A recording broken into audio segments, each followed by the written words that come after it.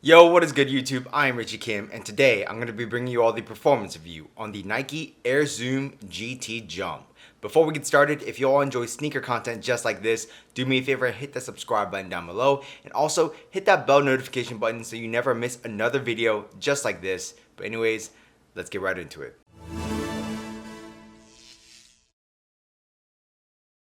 As always, starting off with the traction, the Air Zoom GT Jump features a traditional herringbone traction pattern, and overall I would say that it's decent. It's definitely not one of the best.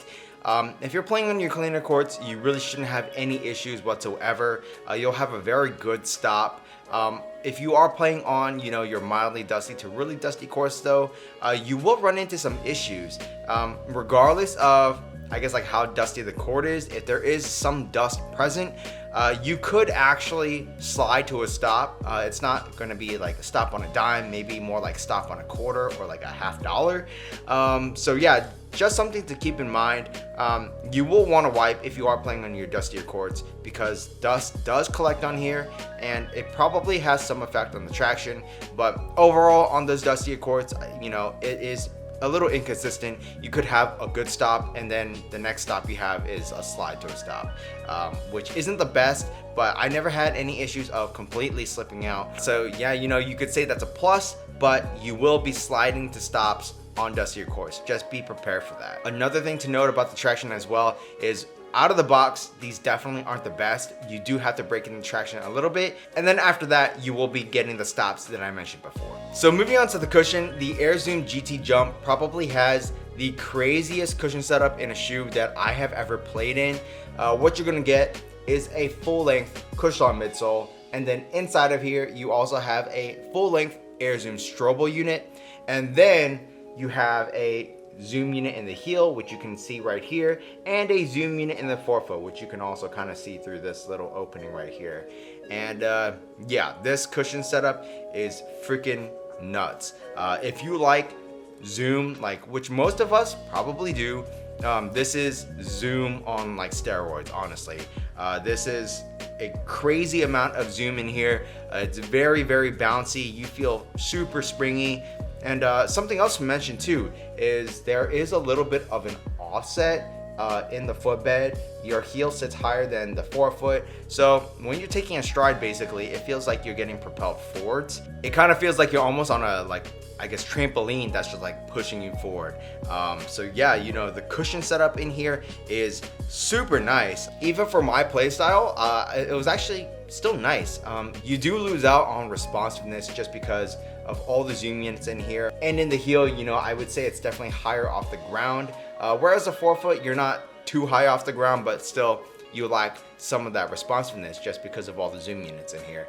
But in return, you get a lot of bounciness, springiness, and that impact protection.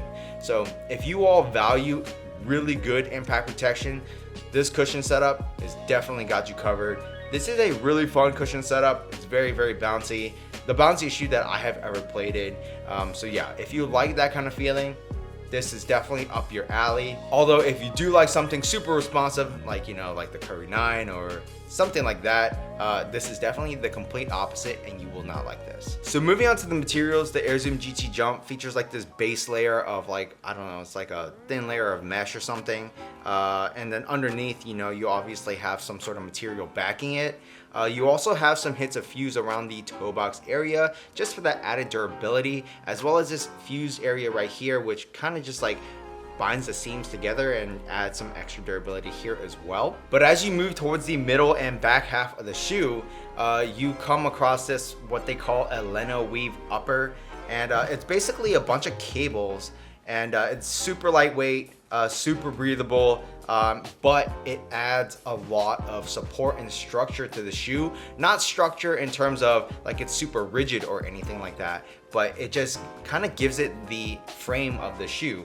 And it's super nice, very, very lightweight. It does the job in terms of the performance just fine. It definitely doesn't feel like, high quality, because it's basically just these plastic cables going across the entire shoe, but it really does get the job done in terms of the support, which is awesome. And then as you move towards like the back part of the shoe, you do have the continuation of that, but you also have some sort of material underneath. And then over here, you do have another material. It's just very plasticky. I think it's just basically the same mesh on the toe box, just covered in like some sort of plastic. Moving towards the tongue, it is the same material that's featured in the toe box, that mesh material. It is super thin, which is just fine, I guess, because I didn't really feel too much pressure on my foot when I cranked down the laces. So I'm okay with it. So yeah, you know, overall the material usage on here, I would say from a quality standpoint, is definitely not the most premium, but in terms of the performance, the materials get the job done just fine. So moving on to the fit, I would say that the Air Zoom GT Jump is definitely narrow. I went true to size. I'm a slightly wide footer, and let me tell you all, it was a complete pain in the ass trying to get my foot in the shoe. This is a half booty upper shoe and a high top as well. So just trying to slide your foot into the shoe just in the beginning, you know, is really just a big pain in the ass. But afterwards, it does get a little bit easier as the materials, you know, do break in a little bit over time. But still, overall, definitely not the easiest shoe to slide my foot into as a slightly wide footer. And then on top of that, you do feel some pressure up in the forefoot area, especially around the pinky toe area for me as a slightly wide footer. Personally, I kind of wish I did go up a half size. It is pretty damn narrow up here. So yeah, as a slightly wide footer, I'd go up a half size. If you're a wide footer, I'd say go up a half size, possibly even a full size. And then regular footers, narrow footers, I would say going true to size is probably your best bet. Outside of the tightness, at least for me, the fit was really good. The materials lie very nicely over your foot. You do feel very snug in here. And this shoe actually does have a bunch of flywire cables, at least through like the bottom portion of where the laces go.